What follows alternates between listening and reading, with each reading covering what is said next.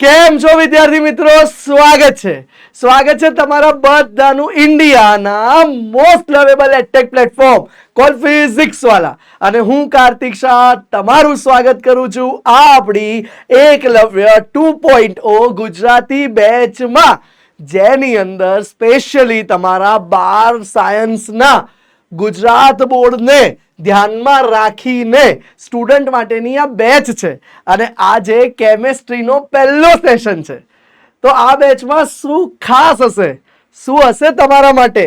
આ બેચના video lecture માત્ર 90 મિનિટના, એટલે કે 1.5 કલાકના હશે. તો 1.5 કલાકમાં તમારા માટે એવું તો અહીંયા શું ખાસ હશે? તો દરેક એક ચેપ્ટર દીઠ આ લેક્ચર લેવાશે. જેમ કે આજે દ્રાવણો ચેપ્ટરનો લેક્ચર છે, બરાબર? એ રીતે આપણા કેમેસ્ટ્રીના 10 ચેપ્ટરના એક લેક્ચર લેવામાં આવશે. અને સાથે સાથે શું કરવામાં આવશે? તો આ લેક્ચરના અનુસંધાનમાં આ ચેપ્ટરનું બોર્ડમાંથી જે ઇમ્પોર્ટન્ટ ટોપિક છે એ ટોપિક કરાવવામાં આવશે. ધ્યાનથી ફરી એકવાર સમજી લેજો. એકલવ્ય 1.0 માં આખા વન શોટ લેક્ચર છે, જેમાં આખું બધું ચેપ્ટર કરાવવામાં આવ્યું હતું. જ્યારે આ એકલવ્ય 2.0 માં 90 મિનિટની અંદર બોર્ડમાં કયા ટોપિકનું વેટેજ વધારે પૂછાય છે એ ટોપિકનું રિવિઝન કરાવવામાં આવશે. તો આજે આપણે વાત કરવાના છીએ દ્રાવણો ચેપ્ટર વિશે. તો દ્રાવણો ચેપ્ટરનો પાછળનો ટોપિક જે વિદ્યાર્થીઓને અઘરો લાગતો હોય છે, જેમાંથી દર સાલ ઓછામાં ઓછા 1 કે 2 MCQ પૂછાતા હોય છે. અને જો વાત કરવામાં આવે તો આ ચેપ્ટરમાંથી એક 4 માર્કનો દાખલો ગુજરાત બોર્ડ અચૂક પૂછે છે. તો એ સામાન્ય રીતે આ ટોપિકમાંથી વધારે હોય છે. તો આજે આપણે આ 90 મિનિટની અંદર આ જ ટોપિક શીખવા જઈ રહ્યા છીએ. કયું છે ટોપિક ભાઈ? સંખ્યાત્મક ગુણધર્મો. બરાબર, એની ડિટેલ વાત કરીશું. કયા 4 સંખ્યાત્મક ગુણધર્મો છે તમે જાણો જ છો, એની ચર્ચા કરીશું. સાથે સાથે અસામાન્ય આણ્વીય દળ કેમ ઉદ્ભવે છે? જ્યારે દ્રાવણની અંદર દ્રાવકમાં દ્રાવ્ય ઓગાળીને બનાવવામાં આવે ત્યારે જો દ્રાવ્યનું સુયોજન કે વિયોજન થાય તો એનું આણ્વીય દળ સંખ્યાત્મક ગુણધર્મોના આધારે જે માપવામાં આવે એ વાસ્તવમાં હોતું નથી. કારણ કે જ્યારે સુયોજન કે વિયોજન થાય ત્યારે આણ્વીય દળ બદલાઈ જતું હોય છે. તો આપણે એની ચર્ચા કરવાની છે. અને એના લીધે વોન્ટ ઓફ ફેક્ટર આઈ શું આવે છે એ જોવાનું છે. સાથે સાથે આપણે ડિટેલમાં વાત કરીશું સુયોજન અને વિયોજન અંશ વિશે પણ, અને એની પણ સમજૂતી આપણે આજે જોવાના છીએ. ક્લિયર છે બેટા? તો આજનો સેશન સંખ્યાત્મક ગુણધર્મ, જેને ઇંગ્લિશમાં કોલિગેટિવ પ્રોપર્ટી કહેવાય છે, તો એ કોલિગેટિવ પ્રોપર્ટીને આધારિત રહેશે. તો ચલો શરૂ કરી દઈએ આજનો અમેઝિંગ સેશન. શરૂ કરતા પહેલા આ ચેપ્ટરનું વેટેજ જો પાછલા 5 વર્ષની વાત કરવામાં આવે, બરાબર છે, અને હવે તો ડિલીટેડ સિલેબસ આવી ગયો ગઈ સાલથી. તો પાછલા જો લાસ્ટ 2024 નું હું વાત કરું, બરાબર, તો ત્યારે તો ડિલીટેડ સિલેબસ આવી ગયો અને 10 ચેપ્ટરનું વેટેજ 100 માર્ક કરી દેવામાં આવ્યું. તો લાસ્ટ 2024 ની અગર વાત કરીએ તો આ ચેપ્ટર જો માર્ચ અને જુલાઈમાં જે એક્ઝામ લેવાઈ એની વાત કરીએ તો બંનેની અંદર આ ચેપ્ટરનું વેટેજ 9-10 માર્કનું હતું. બરાબર છે, એવરેજ 10 માર્કનું દરેક ચેપ્ટરનું વેટેજ હોય છે. પણ એ પહેલા જો 2023 ની વાત કરીએ તો એની અંદર લગભગ આ ચેપ્ટર 7-8 માર્ક જેવું પૂછાય છે. દર સાલ આ ચેપ્ટર 7-8 માર્ક જેવું પૂછાતું હતું, પણ હવે વેટેજ વધી ગયું છે. કેમ કે કેમેસ્ટ્રીમાં 12થમાં ઘણા બધા ચેપ્ટર 2024 થી ડિલીટેડ થયા છે નવી એનસીઆરટી મુજબ. તો આ ચેપ્ટરમાંથી મોસ્ટલી કયા ક્વેશ્ચન્સ પૂછાય છે? ભાઈ આ ચેપ્ટરમાં અગર વાત કરી દઈએ આપણે તો એમસીક્યુ તો પૂછાય જ છે. એ એમસીક્યુ ની સંખ્યા લગભગ ગઈ સાલ 4 થી 5 હતી. એ પહેલા 2 થી 3 એમસીક્યુ, ઘણીવાર 3-4 પણ પૂછાતા હતા, અને 4-5 હવે વધી ગયા કેમ કે વેટેજ વધ્યું છે એટલે. અને ફિક્સ આ ચેપ્ટરમાંથી 4 માર્ક્સનો અગર વાત કરી લઈએ તો 1 કે 2 સમ અચૂક આવે છે. ઓપ્શનની વાત કરીએ જનરલ તો 2 કહી શકાય, બાકી 1 સમ અચૂક આવે છે. તો આ ચેપ્ટરનું આ સામાન્ય એક એનાલિસિસ છે. દ્રાવણો ચેપ્ટરમાંથી કયા ટોપિક આવે છે તો આ એનું સામાન્ય એક એનાલિસિસ છે. હવે આપણે આજે આ એનાલિસિસ પછી આગળ વાત કરીએ તો મોસ્ટલી 4 માર્ક વાળા સમ બે ત્રણ કેટેગરીના આવે છે. મોસ્ટલી 4 માર્ક વાળા સમ કઈ કઈ કેટેગરીના આવે છે તો ધ્યાન આપજો. આજનો ફોકસ આપણે આ 4 માર્ક અને આ MCQમાં જે કોલિગેટિવ પ્રોપર્ટી છે એ કવર કરવાનો છે. તો 4 માર્ક વાળા મોસ્ટલી સમ જે આવે છે એ બે જગ્યાએથી ઉદ્ભવે છે. એક છે રાઉલ્ટનો નિયમ, એક છે રાઉલ્ટનો નિયમ. પણ સર રાઉલ્ટના તો બે નિયમ છે, તો કયો નિયમ? તો આપણે એની બી તમને ચર્ચા કરાવી દઉં. તો આ જે સમ આવે છે રાઉલ્ટનો, એ જ્યારે બાષ્પશીલ દ્રાવ્ય અને બાષ્પશીલ દ્રાવક બંને જ્યારે બેટા બાષ્પશીલ હોય ને ત્યારે એનો સમ આવતો હોય છે. હવે બાષ્પશીલ દ્રાવ્ય અને બાષ્પશીલ દ્રાવક માટેનો જ્યારે સમ આવે તો એના સૂત્ર તમે જાણો છો, બહુ સિમ્પલ સૂત્ર છે. પહેલું એક સૂત્ર જે હોય છે કામનું, એ ખાસ મહત્વનું, એ પી કુલનું છે, બરાબર P1 નોટ કાય1 વત્તા P2 નોટ કાય2. બંને બાષ્પશીલ છે, બંનેના દ્વારા બાષ્પ દબાણ ઉદ્ભવશે. અને આમાં બાષ્પ કલામાં સમઘટકો પણ પૂછતા હોય છે જેને તમે y1 કહો છો. તો એનું સૂત્ર આવી જાય છે બેટા P1 બરાબર y1 ઇન્ટુ P ટોટલ. અને આ એકવાર y1 મળી જાય આ સૂત્ર પરથી, બરાબર બેટા, તો પછી y1 પરથી તમે y2 શોધી શકશો જે 1 માઇનસ y1 મળે છે. ક્લિયર? તો આ ટોપિક પરથી ક્વેશ્ચન્સ આવવાના ચાન્સીસ વધારે છે. સાથે સાથે આજે આ ટોપિક નથી લેતા કેમ કે એ બહુ સહેલો છે, તમને આવડે છે. આપણે 90 મિનિટની અંદર અઘરા ટોપિકની વાત કરીએ જે ગુજરાત બોર્ડનો ઇમ્પોર્ટન્ટ છે.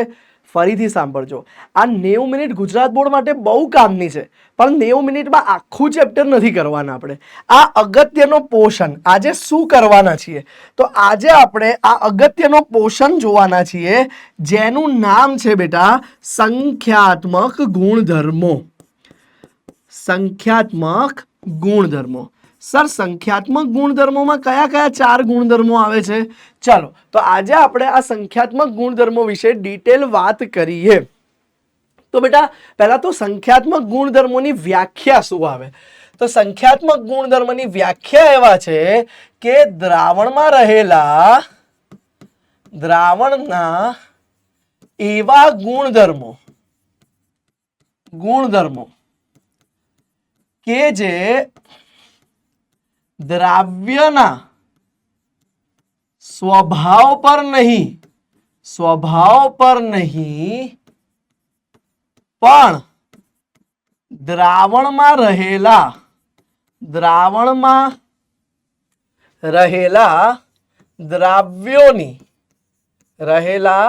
દ્રાવ્યોની સંખ્યા પર આધાર રાખે. તો એવા ગુણધર્મોને સંખ્યાત્મક ગુણધર્મ કહેવાય છે, જેને ઇંગ્લિશમાં તમે કોલિગેટિવ પ્રોપર્ટી કહી શકો છો. તો એવો સંખ્યાત્મક ગુણધર્મ કયા કયા છે? ઉદાહરણ પહેલું, દ્રાવણના બાષ્પ દબાણમાં થતો સાપેક્ષ ઘટાડો.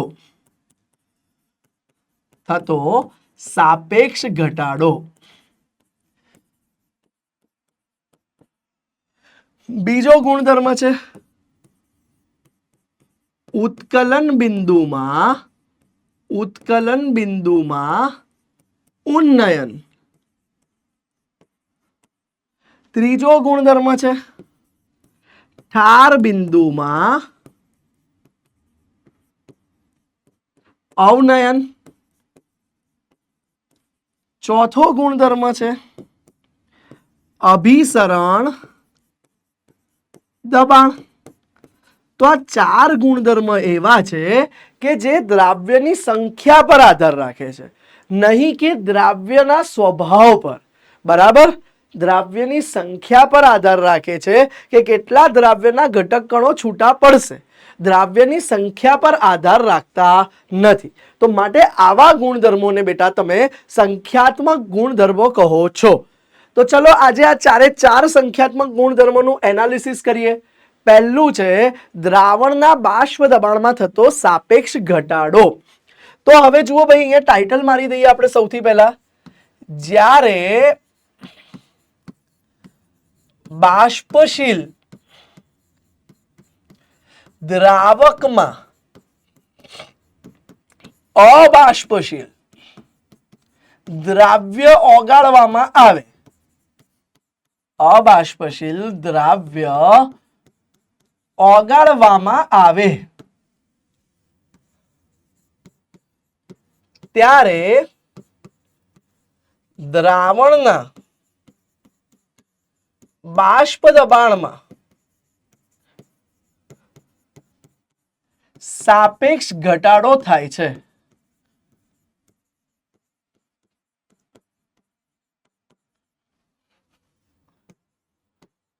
જુઓ, જ્યારે અબાષ્પશીલ દ્રાવ્ય ઓગાળીએ તો બાય ડિફોલ્ટ શું થાય છે બેટા, જેટલી પહેલા બાષ્પ બનતી હતી હવે એટલી બાષ્પ બનશે નહીં, એટલે કે બાષ્પ દબાણમાં ઘટાડો થશે. ચલો એક ઉદાહરણ દ્વારા સમજીએ, ધ્યાન આપજો. ધારો કે આ એક પાત્ર છે અને આ સેમ એજ સાઈઝનું બીજું પાત્ર મૂકી દીધું બાજુમાં. હવે બેટા આની અંદર બાષ્પશીલ દ્રાવક ભર્યું છે. શું છે બેટા? શુદ્ધ બાષ્પશીલ દ્રાવક.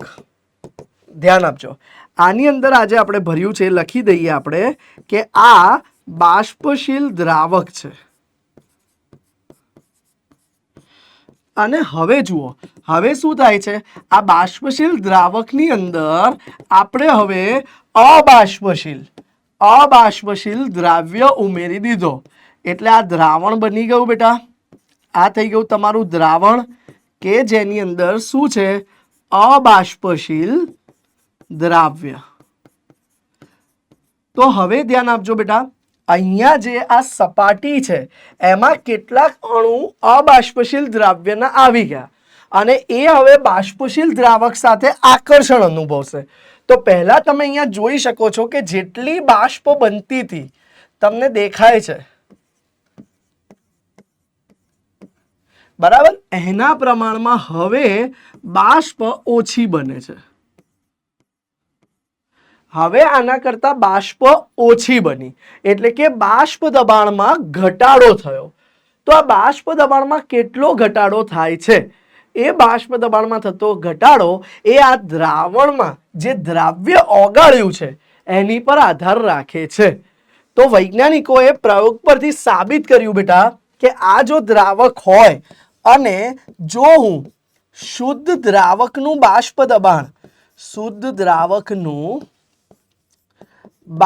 દબાણ એને હું P0 કહી દઉં અને આ જ્યારે દ્રાવણ બન્યું એ દ્રાવણનું બાષ્પ દબાણ ઘટેલું છે, બરાબર છે, એ બાષ્પ દબાણને હું P કહી દઉં. તો હવે ધ્યાન આપજો, તો આ બાષ્પ દબાણમાં કેટલો ઘટાડો થયો? પહેલા એમને એમ લખીએ આપણે. તો બાષ્પ દબાણમાં થતો ઘટાડો કેટલો આવ્યો બેટા? તો જુઓ, એને ડેલ્ટા પી કહી દઈએ. તો એ ડેલ્ટા પી કેટલું આવ્યું બેટા? તો ડેલ્ટા પી તમારું પહેલા P0 હતું પછી P થયું, તો P0 માઇનસ P જેટલું આવ્યું. અને હવે બેટા આ બાષ્પ દબાણમાં જે ઘટાડો થયો એ ઘટાડાને સાપેક્ષ ઘટાડા સ્વરૂપમાં બતાવવો હોય તો લખી શકાય બેટા. જુઓ, બાષ્પ દબાણમાં થતો સાપેક્ષ ઘટાડો, આ થિયરી પણ 2 માર્કમાં પૂછાય છે, બરાબર. તો બાષ્પ દબાણમાં થતો સાપેક્ષ ઘટાડો, તો એ કેટલો આવી જશે બેટા? તો સાપેક્ષ કીધું છે એટલે તમે લખી શકો ઘટાડો ડિવાઇડેડ બાય ઓરિજિનલ, એટલે કે શુદ્ધ દ્રાવકનું બાષ્પ દબાણ, શુદ્ધ દ્રાવકનું બાષ્પ દબાણ. તો ચલો બેટા, આ ઘટાડો કેટલો આવ્યો તો ધ્યાન આપજો. આ ઘટાડો કેટલો આવ્યો તો બેટા? તો આ ઘટાડો આવ્યો તો તમારો ડેલ્ટા પી જેટલો ભાગ્યા શુદ્ધ દ્રાવકનું બાષ્પ દબાણ આવી ગયું P0 જેટલું. તો કેટલું મળે છે આપણને? Delta P divided by P0, બરાબર. તો હવે બેટા કેલ્ક્યુલેશન્સ અને પ્રયોગ પરથી આની સાબિતી બી NCERT માં આપી છે. અત્યારે આ ક્વિક રિવિઝન છે એટલે આપણે સાબિતી નથી કરતા, બાકી કરી શકીએ. લખી શકાય કે દ્રાવણના બાષ્પ દબાણમાં થતો સાપેક્ષ ઘટાડો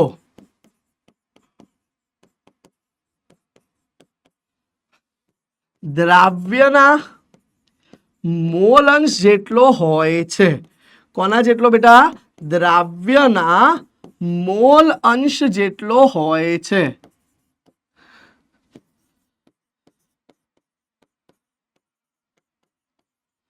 તો જોઈ લો બેટા.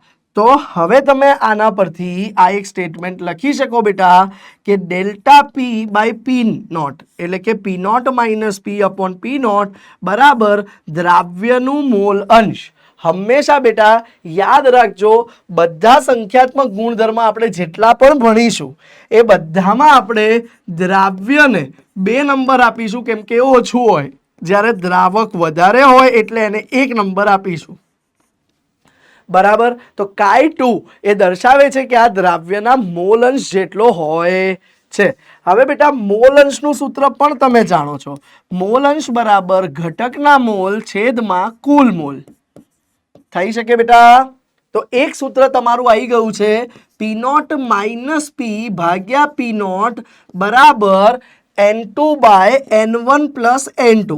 એની જગ્યાએ તમે N1 લખી શકો. કેમ એકલું N1 sir? N1 plus N2 માં દ્રાવ્યના મોલ ઘણા ઓછા હોય છે એઝ કમ્પેર ટુ દ્રાવક. તો લખી શકો જ્યારે તમે કે N1 બહુ જ મોટું હોય N2 કરતા, તો આ સરવાળામાં અવગણી શકાય. તો આ એનું પહેલું સૂત્ર આવી ગયું. અને હવે તમે જાણો છો કે મોલ બરાબર જો આપણે લખવું હોય તો મોલ બરાબર બેટા દળ ભાગ્યા આણ્વીય દળ લખી શકીએ. તો આ જ સૂત્રને આણ્વીય દળના સંદર્ભમાં લખવું હોય તો તમે લખી શકો. શું લખી શકાય બેટા? પી નોટ માઇનસ પી ભાગ્યા પી નોટ બરાબર N2 દ્રાવ્યનું દળ ભાગ્યા દ્રાવ્યનું આણ્વીય દળ. આપણે આણ્વીય દળને કેપિટલ M2 ડેશ થી બતાવીએ છીએ, વિચ ઇઝ ઇન્ડિકેટિંગ મોલેક્યુલર માસ એટલે કે આણ્વીય દળ. અને આ છેદમાં N1 છે, એની જગ્યાએ માસ ઓફ 1 અને એનું મોલર માસ અંશમાં જતું રહ્યું, એનું આણ્વીય દળ અંશમાં જતું રહ્યું. તો આવી ગયું કે દ્રાવણના બાષ્પ દબાણમાં થતો સાપેક્ષ ઘટાડો બરાબર દ્રાવ્યના મોલ ભાગ્યા દ્રાવકના મોલ, અને મોલ બરાબર દળ ભાગ્યા આણ્વીય દળ, દળ ભાગ્યા આણ્વીય દળ. તો આ રીતે આ સંખ્યાત્મક ગુણધર્મોનું તમારા કામનું પહેલું સૂત્ર છે. હવે આગળ વધીએ. બીજો સંખ્યાત્મક ગુણધર્મ. બીજો સંખ્યાત્મક ગુણધર્મ છે ઉત્કલન બિંદુમાં ઉન્નયન. ઉન્નયન એટલે શું બેટા? વધારો. યાદ રાખજો, ઉન્નયન એટલે વધારો.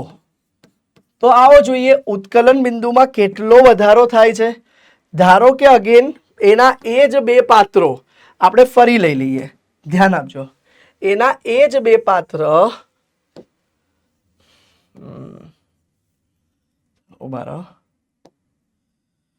ચાલો 1 મિનિટ આને લોક કરી દઈએ. એની એ જ આકૃતિ આપણે ફરી લેવાની છે એટલા માટે. ચાલો હવે ધ્યાન આપજો. હવે ધારો કે આપણે આ એના એ જ 2 પાત્રોને ફરી લઈ લઈએ છીએ.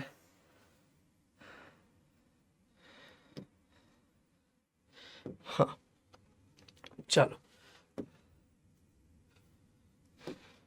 1 મિનિટ.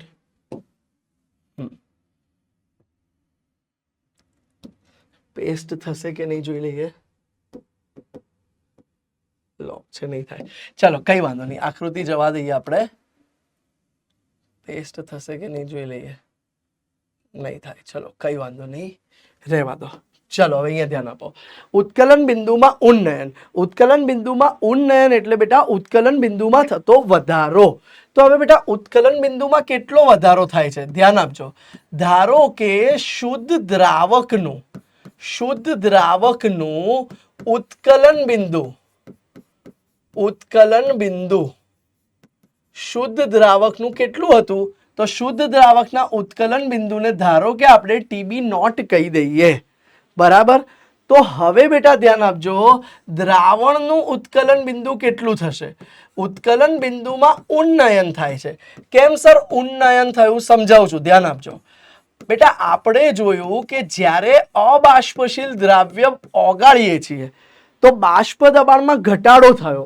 જુઓ, પહેલા વધારે બાષ્પ બનતી હતી, હવે ઓછી બાષ્પ બનશે. ઉત્કલન બિંદુની વ્યાખ્યા શું થાય છે? ઉત્કલન બિંદુની વ્યાખ્યા એવી થાય છે કે જ્યારે દ્રાવણનું અંદરનું બાષ્પ દબાણ એ વાતાવરણના દબાણ જેટલું જે તાપમાને થાય એને ઉત્કલન બિંદુ કહેવાય. હવે જ્યારે દ્રાવકમાં અબાષ્પશીલ દ્રવ્ય ઓગાળીએ છીએ તો બાષ્પ ઓછી બને છે, તો એ બાષ્પનું દબાણ ઘટ્યું. હવે એ બાષ્પના દબાણને એક વાતાવરણ કરવા વધારે તાપમાન આપવું પડશે. એટલે કે ટૂંકમાં શુદ્ધ દ્રાવક ઓછા તાપમાને ઉકળતું હતું, દ્રાવણ વધારે તાપમાને ઉકળશે. તો માટે આ દ્રાવણનું ઉત્કલન બિંદુમાં ઉન્નયન એટલે કે વધારો થયો કહેવાય. તો તમે કહી શકો કે ટીબી વધારે હશે ટીબી નોટ કરતા. તો હવે પ્રશ્ન એ આવ્યો બેટા કે સર આ ઉત્કલન બિંદુમાં થતો વધારો કેટલો હશે? તો ભાઈ વૈજ્ઞાનિકોએ રિસર્ચ કર્યું કે જ્યારે 1 મોલ યુરિયા લીધો, 1 મોલ ગ્લુકોઝ લીધું અને 1 મોલ ખાંડ લીધી, બરાબર? યુરિયા, ગ્લુકોઝ, ખાંડ ત્રણે ત્રણના 1 મોલ લીધા. હવે જ્યારે 1 મોલને સરખા પાણીમાં 1 કિલો પાણી કહી દઈએ, 1 કિલો પાણીમાં ઓગાળ્યું તો બધાના ઉત્કલન બિંદુમાં એક સરખો વધારો થયો. તો એમને એના પરથી નોંધ્યું કે આ જે ઉત્કલન બિંદુમાં વધારો થયો શુદ્ધ પાણી કરતાં, તેમાંથી બનેલા દ્રાવણના જે ઉત્કલન બિંદુમાં વધારો થયો એ વધારો દ્રાવ્યના સ્વભાવ પર આધાર નથી રાખ્યો, દ્રાવ્યના કેટલા કણો ઓગળેલા છે એની પર આધાર રાખે છે. તો હવે જુઓ બેટા, અહીંયા તમે લખી શકો કે ઉત્કલન બિંદુમાં ઉન્નયન, ઉન્નયન એટલે વધારો. તો ઉત્કલન બિંદુમાં ઉન્નયન એટલે કે ડેલ્ટા ટીબી, જેની કિંમત આવી ગઈ છે બેટા ટીબી માઇનસ ટીબી નોટ.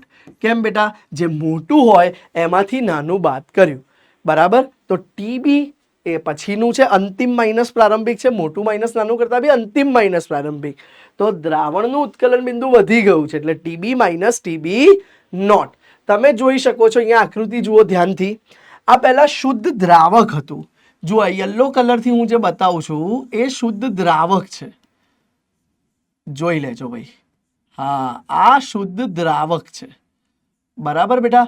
તો શુદ્ધ દ્રાવકનું તમે જોઈ શકો છો કે એનું દબાણ જ્યારે તમારે એક વાતાવરણ દબાણ જેટલું કરવું હતું, એનું દબાણ જ્યારે આપણે એક વાતાવરણ દબાણ જેટલું કરવું હતું, તો એ પોઈન્ટ જે આ ઇન્ટરસેક્ટ થઈ રહ્યો છે અહીંયા, આ લાઈન થોડી હલેલી છે આકૃતિમાં, એ પોઈન્ટને આપણે ટીબી નોટ કીધું કે એ તાપમાને દ્રાવકનું ઉત્કલન બિંદુ. પણ હવે જ્યારે હું દ્રાવણની વાત કરું છું, જોઈ લો, તો એનું ઉત્કલન બિંદુ તમે જોઈ શકો છો કે વધી ગયું. આ દ્રાવણ છે, ઓલું દ્રાવક હતું, આ દ્રાવણ છે. તો તમે જોઈ શકો છો બેટા કે દ્રાવણ માટે આપણે તાપમાન વધારે આપવું પડ્યું. તો આ વધારો કેટલો થયો? એ આ ગેપ જેટલો થયો. આ ગેપને તમે ડેલ્ટા ટીબી કહી શકો છો. શું કહી શકાય બેટા? ડેલ્ટા ટીબી કહી શકો છો. ક્લિયર છે બેટા આટલી વસ્તુ? તો આ ડેલ્ટા ટીબી શું આવ્યું? ધ્યાન આપજો દીકરાઓ, આ ડેલ્ટા ટીબી શું આવ્યું? એ આવશે બેટા ટીબી માઇનસ ટીબી નોટ. એ આવશે બેટા ટીબી માઇનસ ટીબી નોટ. વૈજ્ઞાનિકો આટલું તપાસ કર્યું, મેં કીધું એ પ્રમાણે 1 મોલમાં ઓગાળ્યું અને પછી એમને જાણવા મળ્યું કે આ ઉત્કલન બિંદુમાં થતો વધારો એ તો દ્રાવ્યની મોલાલિટી, સ્મોલ એમ શું છે બેટા? મોલાલિટીના સમપ્રમાણમાં છે. તો આ તમારી મોલાલિટી આવી ગઈ બેટા, મોલાલિટીના સમપ્રમાણમાં આવી ગયું. હવે ચલન દૂર કરવું હોય તો અચળાંક મૂકવો પડે. તો એના માટે આપણે અહીંયા અચળાંક મૂકી દઈએ છીએ. કયો અચળાંક મૂકી દો?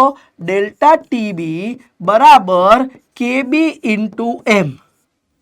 આ કેબી ને મોલલ ઉન્નયન અચળાંક કહેવાય છે. કેબી ને શું કહેવાય છે બેટા? મોલલ ઉન્નયન અચળાંક. હવે જોઈ લો ધ્યાનથી, એનો એકમ કેવો હશે? કેબી નો એકમ કેવો હશે? તો કેબી નો એકમ ડેલ્ટા ટી નો એકમ કેલ્વિનમાં છે, ભાગ્યા મોલાલિટી.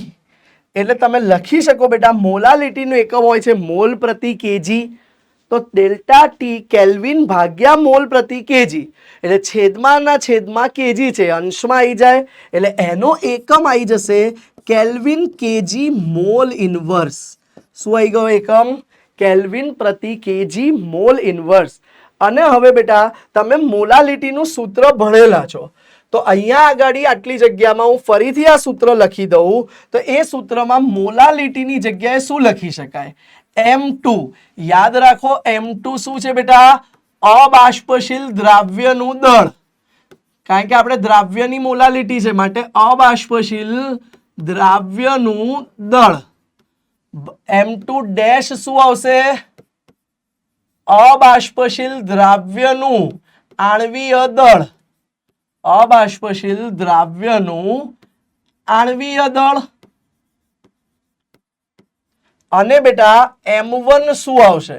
તો M1 આવશે બેટા દ્રાવકનું દળ. જો એ ગ્રામમાં હોય તો એને કિલોગ્રામમાં ફેરવવા આપણે ગુણ્યા ઉપર 1000 કરવું પડે. તો ભાગ્યા M2 ડેશ ઇન્ટુ M1. હવે આ સૂત્ર બેટા અહીંયા મોલાલિટીની જગ્યાએ મૂકી દો તો ફાઇનલ તમારું નવું સૂત્ર ડેલ્ટા ટીબી નું શું આવે? તો ધ્યાનથી જુઓ ભાઈ, ડેલ્ટા ટીબી બરાબર કેબી ગુણ્યા દ્રાવ્યનું દળ ગુણ્યા 1000 ભાગ્યા દ્રાવ્યનું આણ્વીય દળ ઇન્ટુ દ્રાવકનું દળ. તો આવું સૂત્ર આવી ગયું. તો આ હતો તમારો બીજો સંખ્યાત્મક ગુણધર્મ, જે છે ઉત્કલન બિંદુમાં ઉન્નયન, એટલે કે ઉત્કલન બિંદુમાં થતો વધારો. ત્રીજો સંખ્યાત્મક ગુણધર્મ છે ઠાર બિંદુમાં અવનયન. ત્રીજો સંખ્યાત્મક ગુણધર્મ કયો છે બેટા? ઠાર બિંદુમાં અવનયન. તો ઉન્નયન એટલે વધારો હતો, તો આ અવનયન એટલે બેટા ઘટાડો થશે. શું થશે બેટા? ઘટાડો. તો દ્રાવણ જે પહેલા ઇઝીલી શુદ્ધ દ્રાવક ઠરી જતો હતો, હવે એને ઠરવા માટે તાપમાન ઓર નીચું લાવવું પડશે, વધારે ઠંડુ કરવું પડશે. ધારો કે અહીંયા હું લખું છું, ધ્યાન આપજો, શુદ્ધ દ્રાવકનું ઠાર બિંદુ, જ્યારે તેમાં અબાષ્પશીલ દ્રાવ્ય નતો ઓગાળ્યો, શુદ્ધ દ્રાવકનું ઠાર બિંદુ. તો જો બેટા શુદ્ધ દ્રાવકનું ઠાર બિંદુ વાત કરીએ આપણે એને TF કહી દઈએ, ફ્રીઝિંગ પોઈન્ટ, અને એ નોટ દ્રાવકનું છે એટલા માટે. તો હવે એની જગ્યાએ જે દ્રાવણ બન્યું એ દ્રાવણનું ઠાર બિંદુ કેટલું થશે? તો દ્રાવણનું ઠાર બિંદુ થઈ જશે બેટા TF. અને હવે બેટા નેક્સ્ટ પોઈન્ટ લખાવું છું, ધ્યાન આપજો ખાસ. આમાં TF નોટ મોટું છે, TF નાનું છે. કેમ? ઠાર બિંદુમાં ઘટાડો થશે, શુદ્ધ પાણી 0 ડિગ્રીએ ફ્રીઝ થઈ જાય છે, પણ હવે એમાં ગ્લુકોઝ, યુરિયા કે પછી ખાંડ એક સમાન મોલ ઓગાળીશ તો 3 હવે લગભગ -10 ડિગ્રીએ ફ્રીઝ થાય છે. 0 એ ઘન સ્વરૂપ બનતા નથી. તો TF નું મૂલ્ય TF નોટ કરતા પણ ઓછું થઈ ગયું, તો એને TF ઓછું બતાવ્યું આપણે. તો હવે બેટા અહીંયા હું લખું છું, ધ્યાન આપજો કે ભાઈ ઠાર બિંદુમાં થતો ઘટાડો એને શું કહી શકાય બેટા? એને હું ડેલ્ટા TF કહી શકું. અને મોટામાંથી નાનું બાદ તો એ સૂત્ર ઊંધું આવ્યું, TF માઇનસ TF નોટ. પહેલામાં શું આવતું હતું બેટા? TB minus TB not. હવે આમાં ઊંધું આવ્યું, sorry, TF not minus TF આવશે, કેમ કે TF નોટ મોટું છે. બરાબર બેટા? TF not minus TF. ફરીથી ધ્યાનથી જોઈ લેજો, અહીંયા જોઈ લો, TF નોટ મોટું છે આટલું, તો આને ડેલ્ટા TF કહી શકાય. અને એ આવે છે બેટા TF નોટ માઇનસ TF. ઉપર તમને આ જે લાઈન દેખાય છે, આ લાઈન, આ બ્લુ કલર વાળી લાઈન, એ શુદ્ધ દ્રાવકની છે. શેની છે બેટા? શુદ્ધ દ્રાવકની છે. જ્યારે તમને બીજી ડાર્ક ગ્રીન લાઈન બતાવી દઉં, આ વાળી, એ તમારું ઠરેલું દ્રાવક છે, એટલે કે દ્રાવક ઘન બની ગયું એ છે. તો હવે પ્રશ્ન થાય, સર આમાં દ્રાવણ ક્યાં આવ્યું? જો આમાં દ્રાવણ હોય તો એની લાઈન અલગથી અહીંયા નીચે આવે છે, આ રીતે. ડન બેટા? ખ્યાલ આવે છે? તો કહેવાનો ભાવાર્થ એ છે અહીંયા કે ઠાર બિંદુમાં ઘટાડો થયો, એ આટલો થયો. હવે અગેન વૈજ્ઞાનિકોએ પ્રેક્ટિકલ દ્વારા ચેક કર્યું કે જો 1 મોલ યુરિયા, ખાંડ કે પછી સુક્રોઝ ઓગાળવામાં આવ્યું તો ત્રણે ત્રણનો ઠાર બિંદુનો ઘટાડો એક સમાન હતો, જે દર્શાવે છે કે ઠાર બિંદુમાં થતો ઘટાડો પણ કણોની સંખ્યા પર આધાર રાખે છે, નહીં કે કણોના સ્વભાવ પર. તો બેટા માટે એ લોકોએ જેમ આગળ કન્ક્લુડ કર્યું હતું એ રીતે જ કન્ક્લુઝન સાબિતી પર આવ્યા કે ઠાર બિંદુમાં થતો ઘટાડો એ દ્રાવ્યની મોલાલિટીના સમપ્રમાણમાં છે. આ એમ એ બીજું કશું નહીં, દ્રાવ્યની મોલાલિટી છે. બરાબર બેટા. હવે ચલન દૂર કરવું હોય તો અચળાંક મૂકવો પડે. ચલન દૂર કરવું હોય તો અચળાંક મૂકવો પડે. તો ડેલ્ટા ટીએફ બરાબર KF into molality. KF into molality. તો આ કેએફ ને તમે ઠાર બિંદુ અવનયન અચળાંક કહી શકો. કેએફ ને આપણે કહી શકીએ ઠાર બિંદુ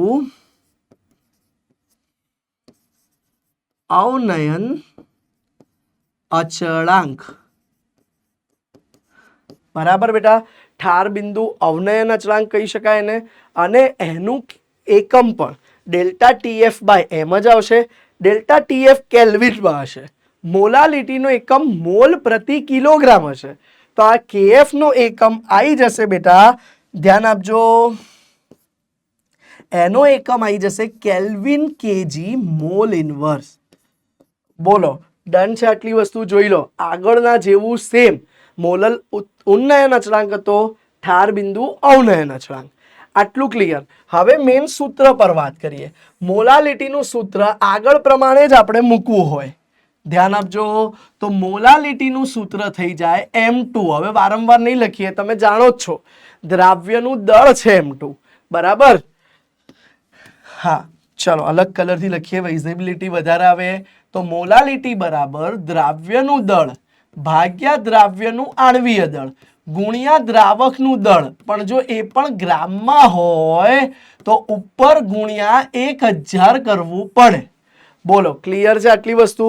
અને હવે આ સૂત્ર પ્રમાણે જો આપણે સૂત્ર તારવીએ તો ડેલ્ટા ટીએફ નું નવું સૂત્ર આવી જાય એ આવું મળશે કે ભાઈ ડેલ્ટા ટીએફ બરાબર કેએફ એમનું એમ બેટા ઠાર બિંદુ અવનયન અચળાંક મોલાલિટીની જગ્યાએ દ્રાવ્યનું દળ ગુણ્યા 1000 ભાગ્યા દ્રાવ્યનું આણ્વીય દળ ગુણ્યા દ્રાવકનું દળ ગ્રામમાં. બોલો ક્લિયર છે બેટા આટલી વસ્તુ? તો અહીંયા સુધી તમારો કન્સેપ્ટ ક્લિયર થઈ ગયો. આપણે જોયું કે ભાઈ ઠાર બિંદુના અવનયનનું સૂત્ર પણ આવી ગયું. 3 સંખ્યાત્મક ગુણધર્મ જોયા. હવે વાત કરીએ ચોથા સંખ્યાત્મક ગુણધર્મની. 3 કયા કયા જોયા ભાઈ? બાષ્પ દબાણમાં થતો સાપેક્ષ ઘટાડો, પછી જોયું આપણે ઉત્કલન બિંદુમાં ઉન્નયન, અને ત્રીજું જોયું ઠાર બિંદુમાં અવનયન. હવે ચોથી ઘટના આવી ગઈ અભિસરણ દબાણ સંખ્યાત્મક ગુણધર્મ છે, અભિસરણ ઘટના છે. તો અભિસરણ દબાણ સમજવા માટે પહેલા અભિસરણ સમજવું પડશે. અભિસરણની વ્યાખ્યા શું છે ધ્યાન આપજો. જ્યારે શુદ્ધ દ્રાવક અને દ્રાવણ વચ્ચે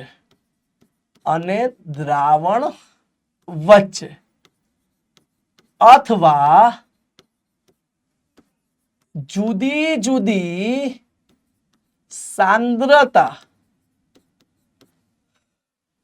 ધરાવતા દ્રાવણ વચ્ચે અર્ધપારગમ્ય પડદો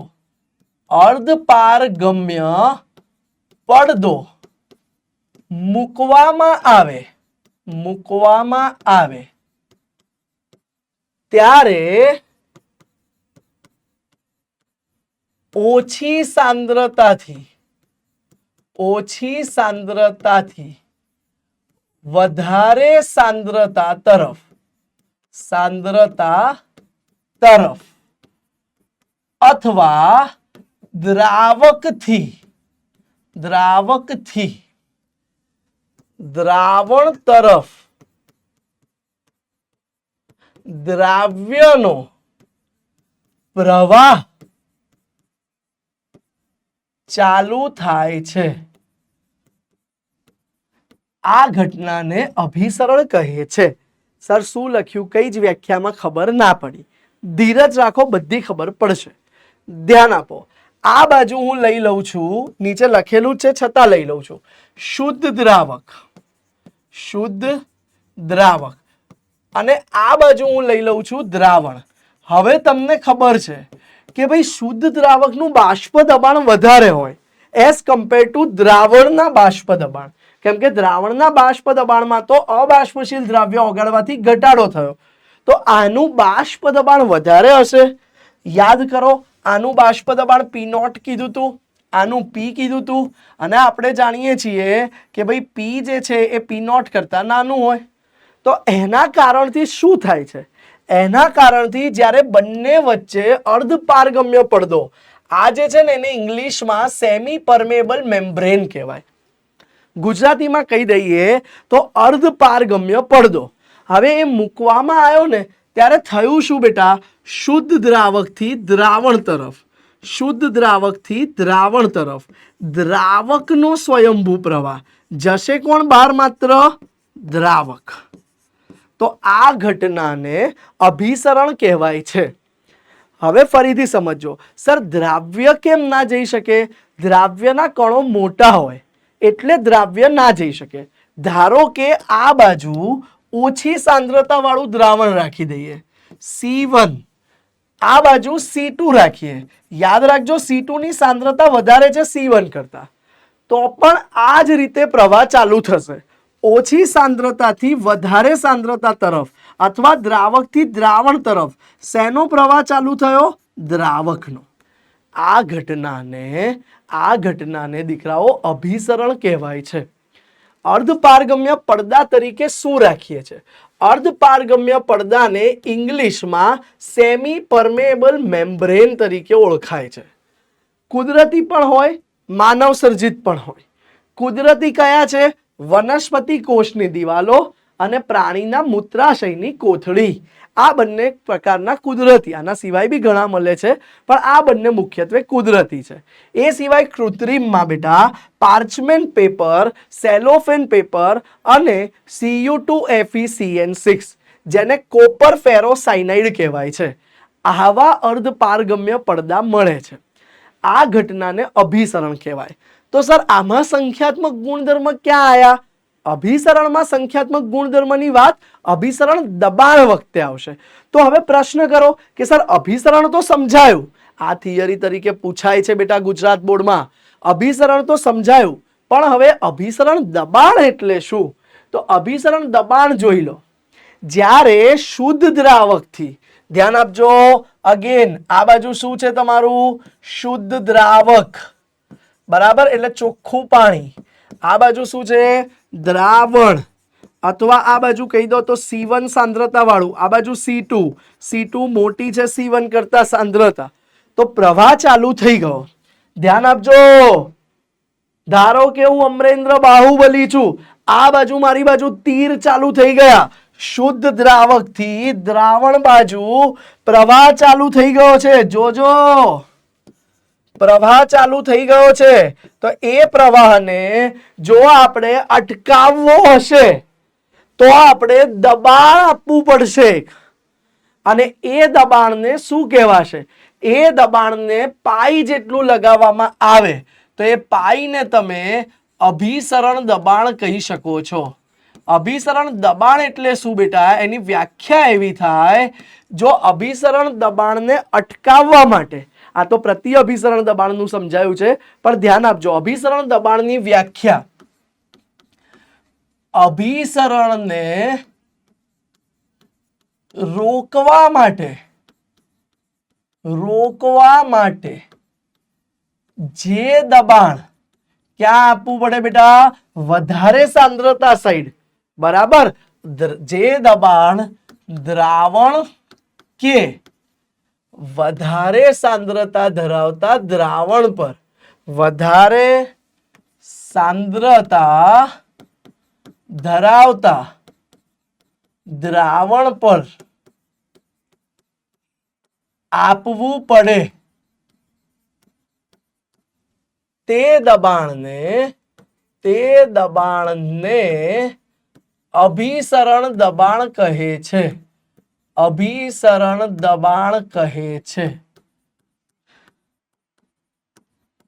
બોલો બેટા, ક્લિયર છે?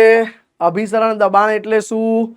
શુદ્ધ દ્રાવકથી દ્રાવણ તરફ, શુદ્ધ દ્રાવક આવશે અહીંયા, સોરી, શુદ્ધ દ્રાવકથી દ્રાવણ તરફ જે અભિસરણ ઘટના થતી હતી એને રોકવા માટે જે દબાણ આપવું પડે એને અભિસરણ દબાણ કહેવાય. હવે પ્રતિ અભિસરણ દબાણ બી જોઈ લેજો. પ્રતિ અભિસરણ દબાણ પણ જોઈ લેજો. જ્યારે હું માની લો અભિસરણ દબાણ આપીશ તો આ પ્રવાહ અટકી જશે, પણ અભિસરણ દબાણ કરતા વધારે દબાણ આપીશ તો એને અભિસરણની ઘટના ઉલટાઈ જાય છે. એ ઘટનાને તમે પ્રતિ અભિસરણ કહી શકો છો. શું કહી શકાય બેટા? પ્રતિ અભિસરણ. બરાબર. અને એ ઘટના ક્યાં યુઝ થાય? એને ઇંગ્લિશમાં કહેવાય રિવર્સ ઓસ્મોસિસ. શું કહેવાય છે બેટા? Reverse osmosis. જે ઘટના આપણા બધાના ઘરે આરઓ સિસ્ટમ લાગેલું હોય, જ્યાં બોરનું પાણી આવતું હોય ત્યાં આરઓ સિસ્ટમ લાગેલી હોય છે પાણીને શુદ્ધ કરવા માટે. આ બાજુ ક્ષારવાળું પાણી છે, આ બાજુ શુદ્ધ પાણી છે. તો હવે જ્યારે અહીંયા વધારે દબાણ લગાવવામાં આવે તો પાણી ઊંધું જશે, અશુદ્ધ પાણીમાંથી શુદ્ધ બનશે. એ ઘટનાને પ્રતિ અભિસરણ ઘટના કહેવાય છે. ક્લિયર છે બેટા? અભિસરણ દબાણનું પણ એક સૂત્ર છે. અભિસરણ દબાણનું એક સૂત્ર છે. અભિસરણ દબાણને પાઈ કહેવાય છે અને પાઈ એ એનઆરટી જેટલું હોય છે. હવે સર આ એનઆરટી શું આવ્યું વળી? જોઈ લો. પાઈ અભિસરણ દબાણ છે. બધા સ્ટેપ લખી લઈએ, ધ્યાન આપજો. આ ઘટનામાં પાઈ જે છે તમારું એ અભિસરણ દબાણ છે. એન એ તમારા દ્રાવ્યના મોલ છે. તો સર N2 ના કહેવાય, આ N2 બી કહી શકો. આર એ વાયુ અચળાંક છે.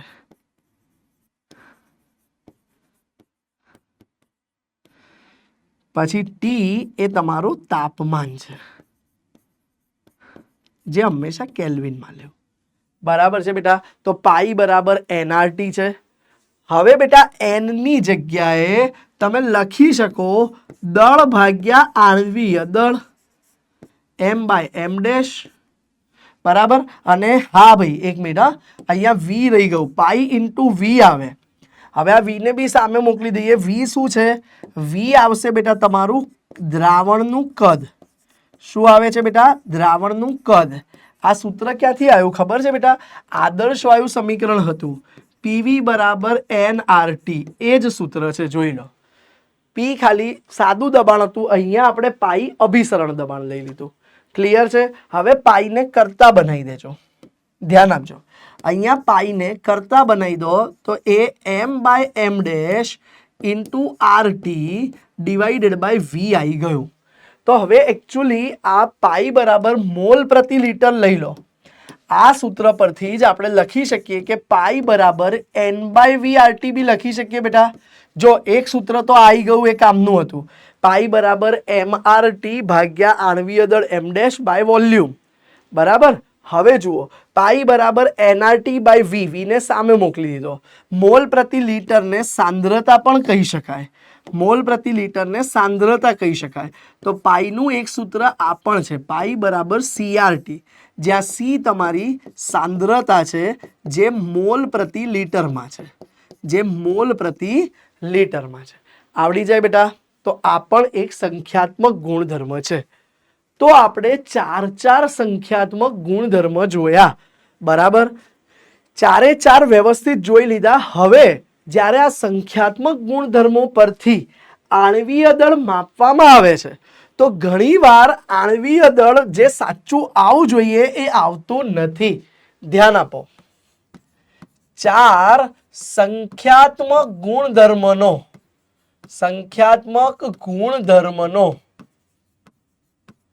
ઉપયોગ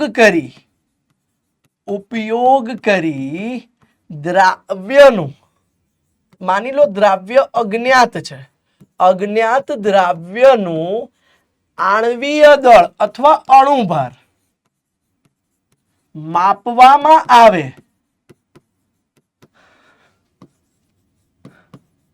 તો ઘણી વખત સૈદ્ધાંતિક અને પ્રાયોગિક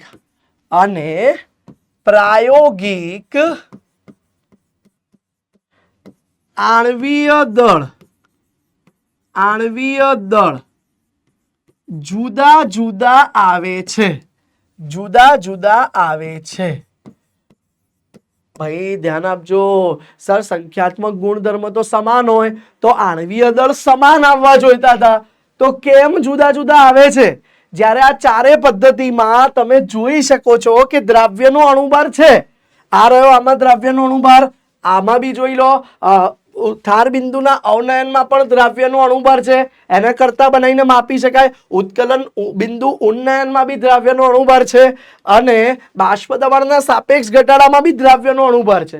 બધામાં દ્રાવ્યનો અણુભાર છે તો એ માપીએ તો સૈદ્ધાંતિક ને પ્રાયોગિક સરખા આવવા જોઈએ, પણ જુદા જુદા આયા એ દર્શાવે છે કે નક્કી દ્રાવણમાં દ્રાવ્યએ કોઈ પ્રક્રિયા કરી હોવી જોઈએ. ધ્યાન આપજો, તો લખું છું જે દર્શાવે છે કે દ્રાવણમાં દ્રાવ્યના કણોમાં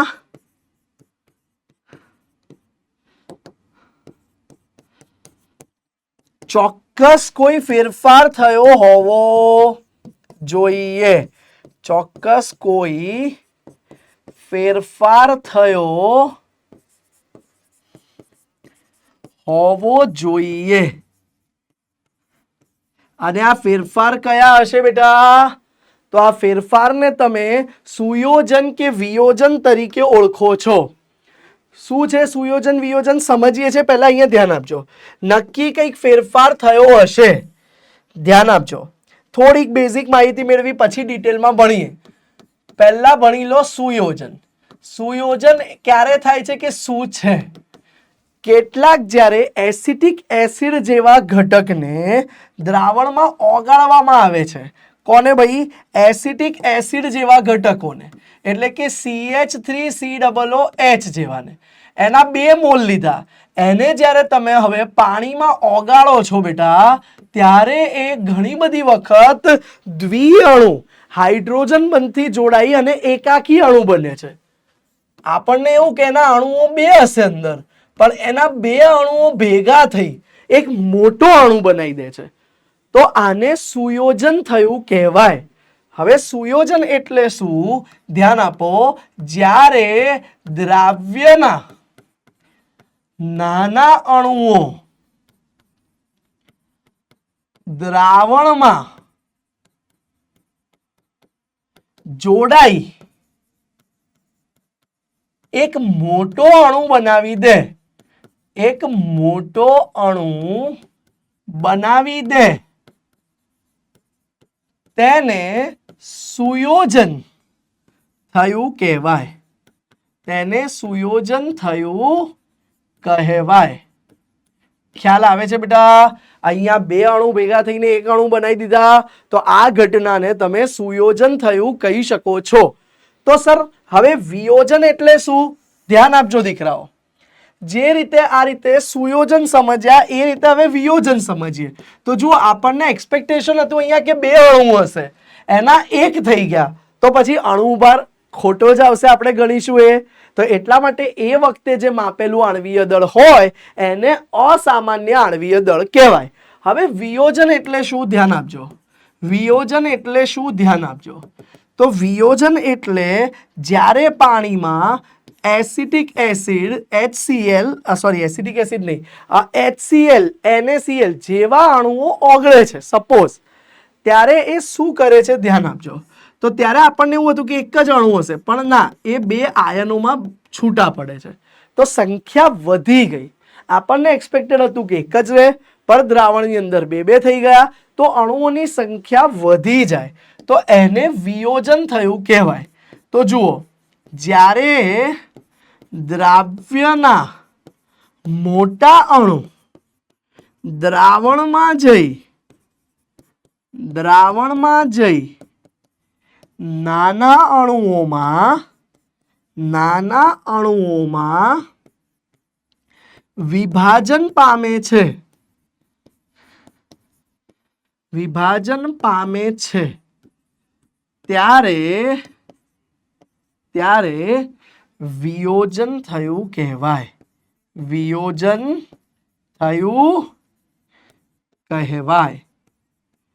બોલો, ખ્યાલ આવી ગયો બેટા? ક્યારે વિયોજન થયું કહેવાય? મોટા અણુ તૂટીને નાના અણુમાં વિભાજન પામે તો વિયોજન થયું કહેવાય.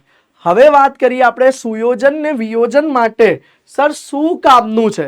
સર એનસીઈઆરટી માં દાખલાઓ વખતે બહુ અઘરું સમજ પડે છે, તો એના માટે કોઈ શોર્ટકટ સૂત્ર કે કોઈ શોર્ટકટ ખરું આ સુયોજન કે વિયોજન માટે?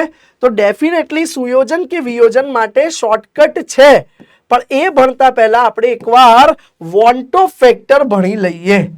શું ભણવાનું છે? Want of factor. Want of factor શું છે? વોન્ટ ઓફ ફેક્ટરને સુધારા અવયવ તરીકે પણ ઓળખાય છે. શેના તરીકે ઓળખાશે બેટા? સુધારા અવયવ. જે અસામાન્ય આણ્વીય દળ આવ્યું, હવે વાત આવી ગઈ એને સુધારવાની, તો એને સુધારા અવયવ તરીકે ઓળખાય છે. શેના તરીકે ઓળખાય છે બેટા? સુધારા અવયવ તરીકે. તો સુધારા અવયવ શું છે? એને આઈ કહેવાય છે.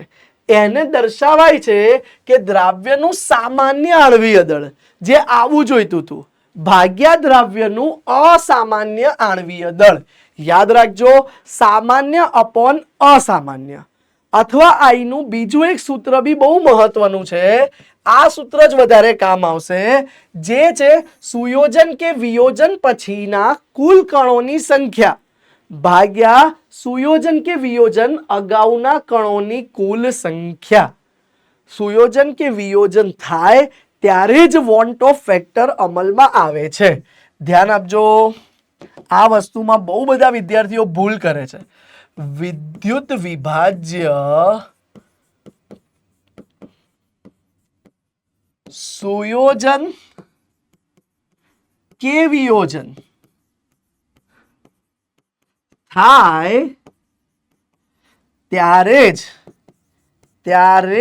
જ સુધારા અવયવ કામ આવે છે. ધ્યાન આપજો, બીજી મોસ્ટ ઇમ્પોર્ટન્ટ વસ્તુ, વિદ્યુત અવિભાજ્ય માટે આઈ નું મૂલ્ય હંમેશા 1 હોય છે. કેમ બેટા આઈ નું મૂલ્ય 1 થઈ ગયું? વિદ્યુત અવિભાજ્ય દ્રાવણમાં કણો મુક્ત કરતા નથી, એટલે કે તેમનું સુયોજન કે વિયોજન થતું નથી. ધ્યાન આપો, તેમનું સુયોજન કે વિયોજન થતું નથી. હવે જોઈ લો બેટા, સુયોજન કે વિયોજન ન થાય તો સુયોજન કે વિયોજન પહેલાના અણુની સંખ્યા અને પછીના અણુની સંખ્યા સરખી જ હોય, તો I1 આવી જાય એમના માટે. આ વસ્તુ ખાસ યાદ રાખજો. હવે પ્રશ્ન કરો કે સર આવા વિદ્યુત અવિભાજ્ય કયા કયા છે આ ચેપ્ટરમાં? તો યુરિયા, જેનું અણુ સૂત્ર ખાસ જરૂરી છે ભાઈ, NH2CONH2, પછી ગ્લુકોઝ C6H12O6, અને છેલ્લું ખાંડ C12H22O11. બરાબર? આ બધા માટે I1 થઈ જાય. તો હવે પ્રશ્ન કરો, સર સુયોજન કે વિયોજન માટે I શું આવે? ધ્યાન આપજો, સુયોજન કે વિયોજન માટે I શું આવે? તો પહેલા આ બાજુ આપણે લખી દઈએ સુયોજન અને બીજી બાજુ આપણે લખી દઈએ વિયોજન. તો એના માટે પહેલા I શોધો અને પછી એનસીઈઆરટી ના અઘરા 4 માર્કના દાખલા સહેલાઈથી કઈ રીતે ગણાય એ શીખવાડું છું. સુયોજન એટલે શું? બે અણુઓ ભેગા થઈને એક બનાવતા હતા, બરાબર છે. તો અહીંયા હું લખું છું, જુઓ ધ્યાનથી, કે ધારો કે CH3 NCERT નું જ ઉદાહરણ લઈ લઈએ. COOH ના 2 મોલ હતા, એ ભેગા થઈને એનું 1 બની ગયું.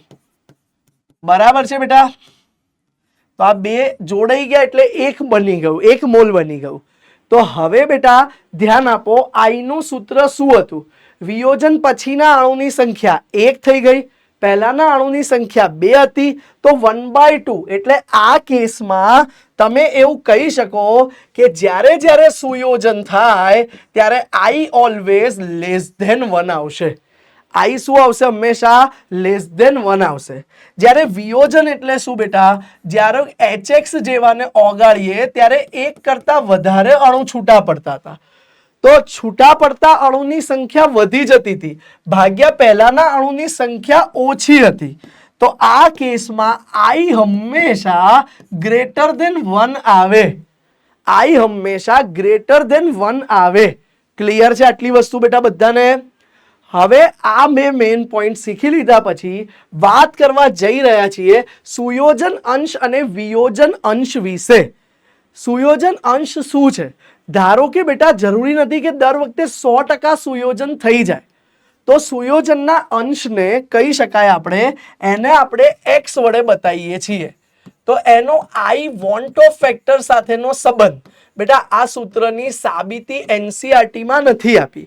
આપણે કરવી હોય તો કરી શકાય, પણ અત્યારે આપણે 90 મિનિટ્સ માટે એનો સમય બગાડવાનો નથી. શું સર અમે આ સુયોજન અંશ એટલે તમે જે x કહો છો એનું ડાયરેક્ટ સૂત્ર વાપરીશું તો માર્ક મળે? યસ, ડેફિનેટલી મળે. તો x નું સૂત્ર થઈ જાય છે બેટા x બરાબર, ધ્યાન આપજો, 1 - I upon n-1 into n. આ સુયોજન અંશનું સૂત્ર છે. હવે તમને આમાં બધા પદ ખબર છે. I બરાબર વોન્ટ ઓફ ફેક્ટર,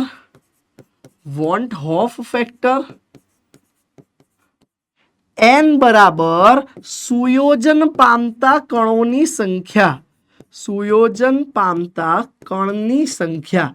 મોટા ભાગે આપણા સિલેબસમાં 2 અણુ જોડાઈને 1 બને એની જ વાત છે, જેને ડાયમર કહે છે એ લોકો. તો n બરાબર મોટા ભાગે આપણા કોર્સ પ્રમાણે 2 આવશે. ક્લિયર બેટા? અને I A want of factor છે. તો જુઓ, સુયોજન માટે આપણે જોઈ લીધું તું I 1 કરતા ઓછો આવે છે, એને 1 માંથી માઇનસ કરી દો, ઇન્ટુ n અણુઓની સંખ્યા ભાગ્યા n-1. આ સુયોજન અંશના કિસ્સામાં જ એક બીજું વસ્તુ પૂછી લે છે. બીજી વસ્તુ જે પૂછી લે છે એ છે સુયોજનના ટકા. બેટા ધ્યાન આપજો, આ સૂત્ર ડાયરેક્ટ એક્ઝામમાં વપરાય છે, 100% વપરાય છે. અને આ સુયોજનના ટકા બહુ મહત્વના છે. તો સુયોજનના ટકા એટલે percentage of x.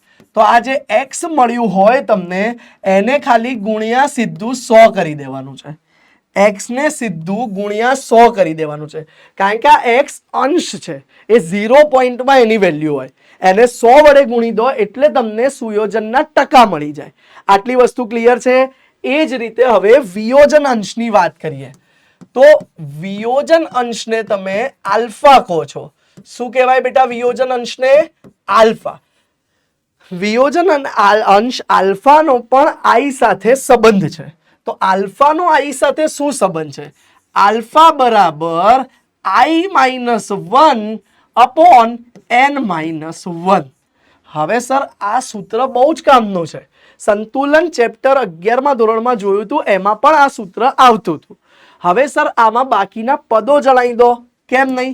I શું છે આપણે જાણીએ છીએ, વોન્ટ ઓફ અવયવ.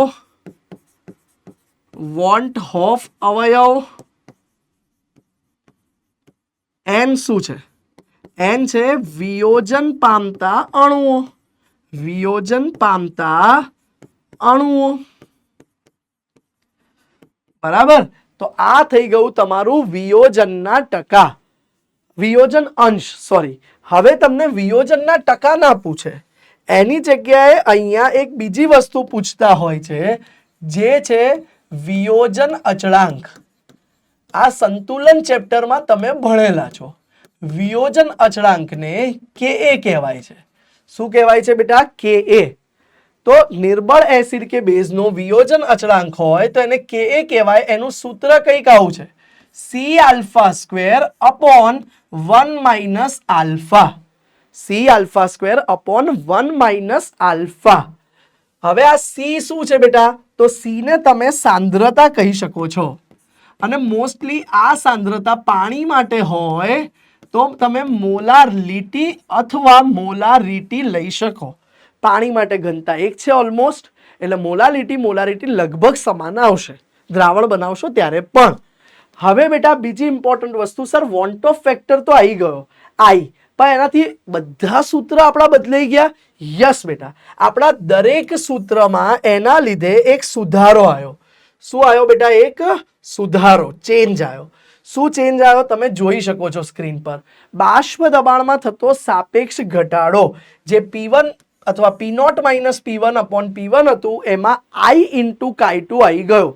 બધામાં વચ્ચે I આવી ગયો. ઉત્કલન બિંદુમાં ઉન્નયન તો I into KB into M, ઠાર બિંદુમાં અવનયન તો I into KF into M, અને પાઈ બરાબર ICRT. તો બધામાં વધારાનો I આવી ગયો. બરાબર.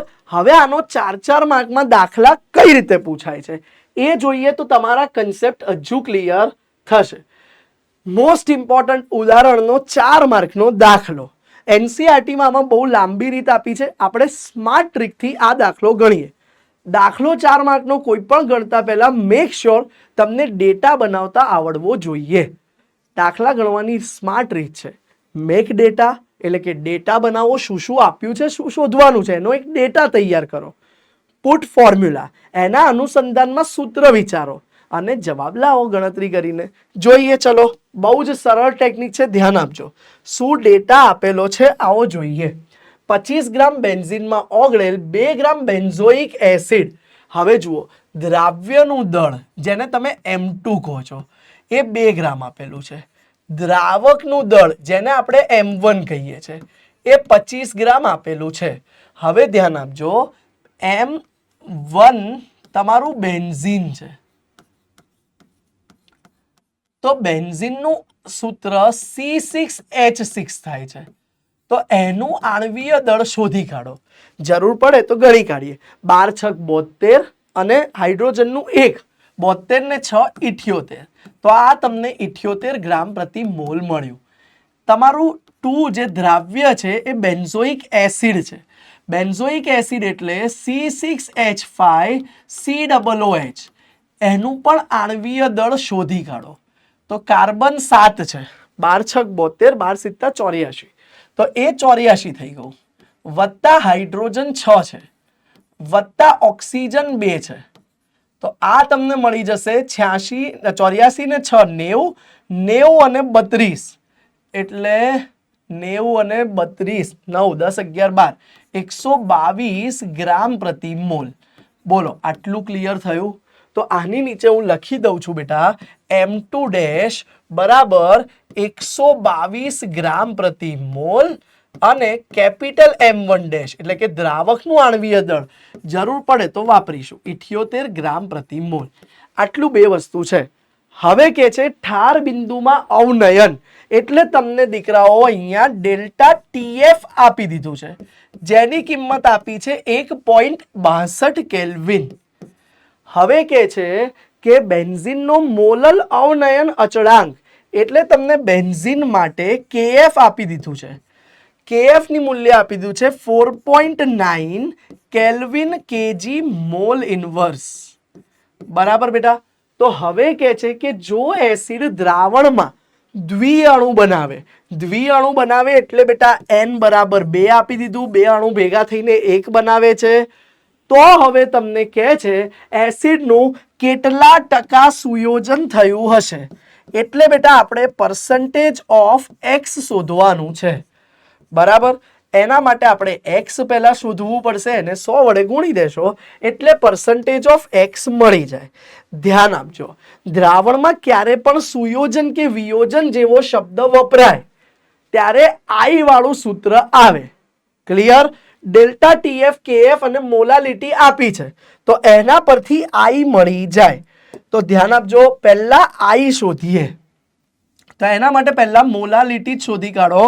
તો મોલાલિટી બરાબર દ્રાવ્યનું દળ ભાગ્યા દ્રાવ્યનું આણ્વીય દળ ગુણ્યા દ્રાવકનું દળ.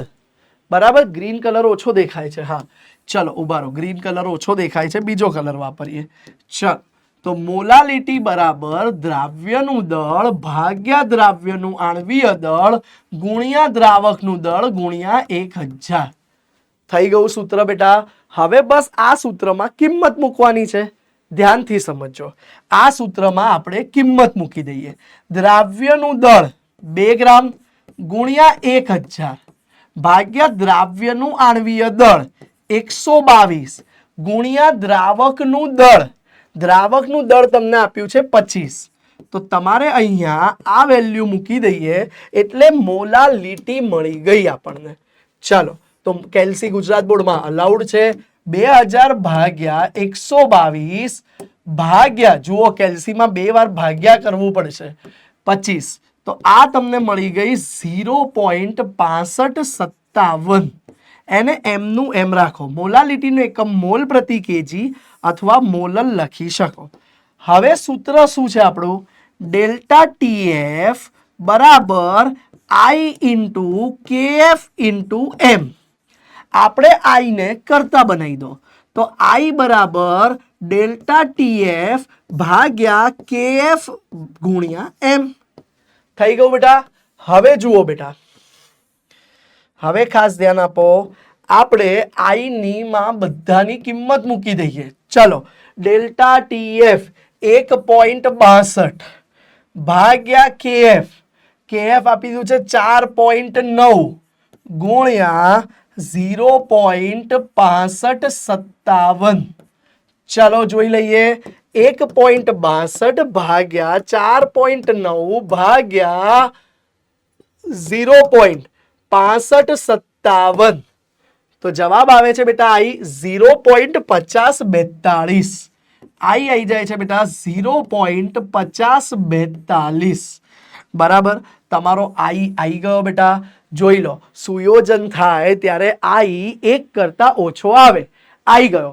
હવે આપણે એક્સ શોધવો છે. તો એક્સ નું સૂત્ર આઈ ના ફોર્મમાં છે આપણી પાસે. કયું સૂત્ર બેટા? એક્સ બરાબર 1 માઇનસ આઈ ગુણ્યા એન ભાગ્યા એન માઇનસ 1. ચોપડીમાં સમીકરણ લખીને બધું સાબિત કર્યું, કોઈ જરૂર નથી. આ ડાયરેક્ટ સૂત્ર સંતુલનમાં આવેલું છે, વાપરી શકો, માર્ક મળે. હવે ધ્યાન આપો. 1 માઇનસ 0.5042. એન દ્વિઅણુ બનાવતો હોવાથી એન બરાબર 2 લઈ શકો. ઇન્ટુ 2 ભાગ્યા 2 માઇનસ 1. ચલો, તો 1 માઇનસ, આને માઇનસ કરી દઈએ 1 માંથી. તો 1 માઇનસ 0.5042 ગુણ્યા 2. તો તમને મળી ગયું 0.99%. શું મળે છે બેટા? આ એક્સ 0.99. જુઓ ભાઈ, 1 માઇનસ 0.5042 તો 0.49 મળ્યું ગુણ્યા 2 કરી દો એટલે 0.9916 મળે છે, આશરે 99. તો અહીંયા તમે percentage ઓફ એક્સ બરાબર એક્સ ગુણ્યા 100.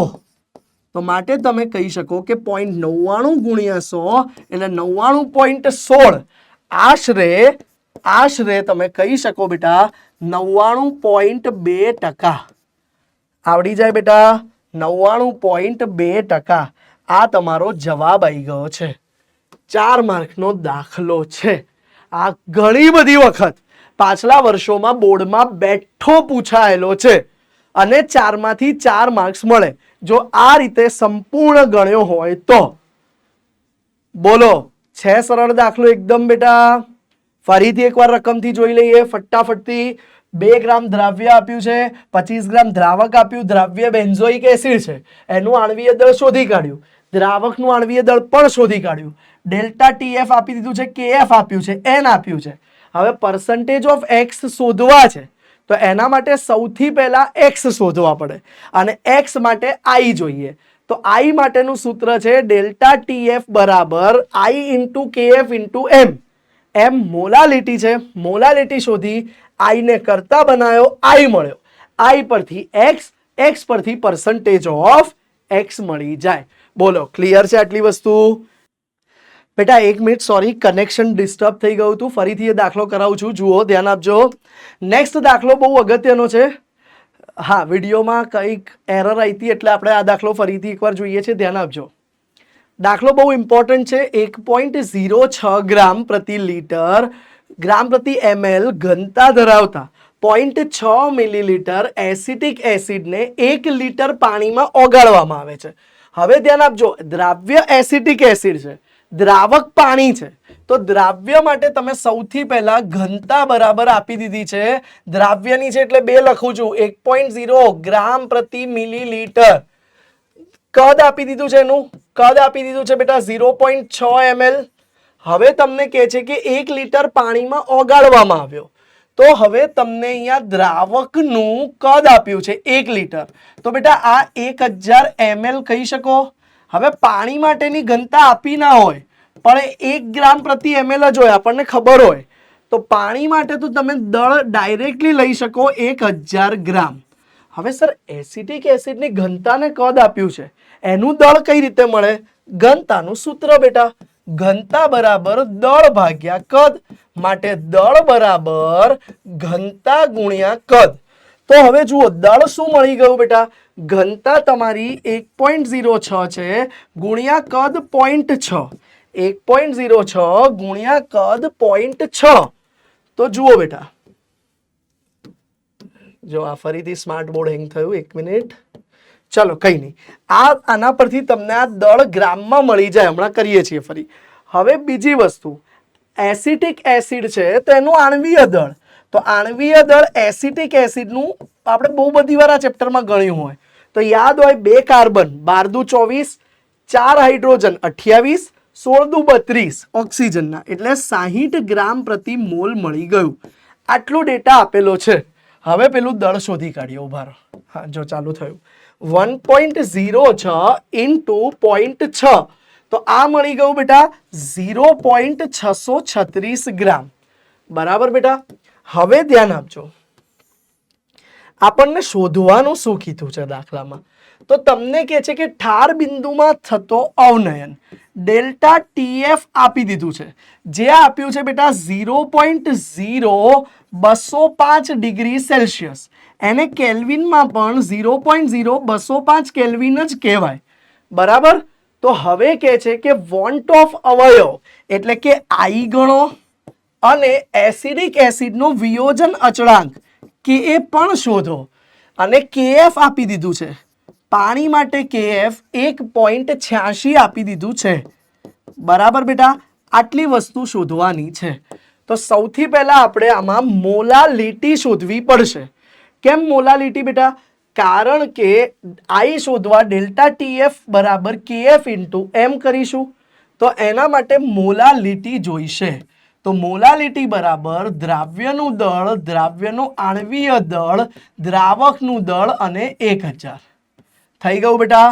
હવે દ્રાવ્યનું દળ કેટલું આપ્યું છે ધ્યાનથી સમજીએ. દ્રાવ્યનું દળ આપણે શોધી લીધું 0.636 ગુણ્યા 1000 ભાગ્યા દ્રાવ્યનું આણ્વીય દળ 60 અને ગુણ્યા 1000 દ્રાવકનું દળ. તો હવે ઉડી ગયું આ તો 0.636 ભાગ્યા 60. તો આ તમને મળી ગયું 0.0106 મોલલ. સાંદ્રતા શું મળી ગઈ બેટા? 0.0106 મોલલ. હવે બેટા I શોધીએ. ચલો, તો I માટેનું સૂત્ર શું છે? ડેલ્ટા TF બરાબર I into KF into molality. I ને કરતા બનાવી દો તો ડેલ્ટા TF ભાગ્યા KF ઇન્ટુ મોલાલિટી. તો ચલો I ને કરતા બનાવી દેતા કિંમત મૂકી દઈએ. ધ્યાન આપજો, આને રાખીએ છીએ કારણ કે આ દાખલામાં કેલ્ક્યુલેટરનું બહુ કામ આવશે. તો I ને કરતા બનાવી દીધો. ડેલ્ટા TF શું છે બેટા? યાદ રાખજો, ડેલ્ટા TF ફેરફાર છે. તાપમાનનો ફેરફાર સેલ્સિયસ કેલ્વિનમાં સેમ જ હોય એટલે ડાયરેક્ટ લખીએ 0.0205 ભાગ્યા KF 1.86 અને મોલાલિટી 0.0106. તો ચલો આઈ શોધી કાઢીએ. 0.0205 ગુણ્યા ભાગ્યા 1.86 ભાગ્યા 0.0106. તો તમને મળી ગયું 1.039. પાછળ 7 છે તે લખવું હોય તો લખી કાઢો. ચલો તો આઈ મળી ગયો બેટા આપણને આટલો. હવે શું સર, હવે આઈ મળ્યા પછી આપણે કે એ શોધવા માટે સૌથી પહેલા એક્સ શોધવો, આલ્ફા શોધવો પડશે, વિયોજન અંશ. તો ધ્યાન આપો, વિયોજન અંશ, કારણ કે વિયોજન અચળાંક છે, એ શોધવા માટે વિયોજન અંશ જોઈએ. તો આલ્ફાનું સૂત્ર છે I-1/n-1. તો ચલો આઈ તો મળેલો છે, -1 કરી દો. તો 1.039 -1 એસિટિક એસિડ CH3COOH થાય. એને પાણીમાં ઓગાળો ત્યારે એ બે ઘટક છૂટા પાડે, CH3COO- અને H+, એટલે N તો 2 જ આવે. તો હવે 1.039 - 1 0.039 એટલે આશરે તમે 40 પણ કહી શકો. આપણે એનું એ રાખીએ છીએ. ચાલો આવી ગયો બેટા આટલો જવાબ. આવી ગયો. જે જવાબ આવતા જાય એને બોક્સ બનાવવા જોઈએ બોર્ડમાં. હવે બેટા હજુ દાખલો પત્યો નથી. હવે આપણે કે એ શોધવો છે. તો કે એ નું સૂત્ર શું છે? તો ધ્યાન આપજો, વિયોજન અચળાંક, જેને તમે કે એ કહો છો. તો વિયોજન અચળાંક કે એ બરાબર C⁴/1 - તો સર આમાં સી શું લેવાનું? સી એ સાંદ્રતા, મોલાલિટી છે બેટા. તો એ 0.0106 લઈ લો. આલ્ફા તમારો આવી ગયો બેટા 0.039 એનો સ્ક્વેર અપોન 1 - 0.039. ચાલો તો 0.0 ઉપર એમનું એમ રાખું છું, પહેલા છેદની ગણતરી કરું છું. તો 1 - 0.039. તો એ જવાબ આવ્યો 0.9603.